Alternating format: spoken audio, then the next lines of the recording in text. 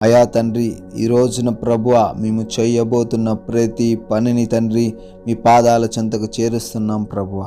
అయ్యా, మేము జరిగించబోతున్న ప్రతి కార్యంలో తండ్రి అపజయం అనేది లేకుండా విజయమును మాకు అనుగ్రహించమని బ్రతిమాలుకుంటున్నాం తండ్రి.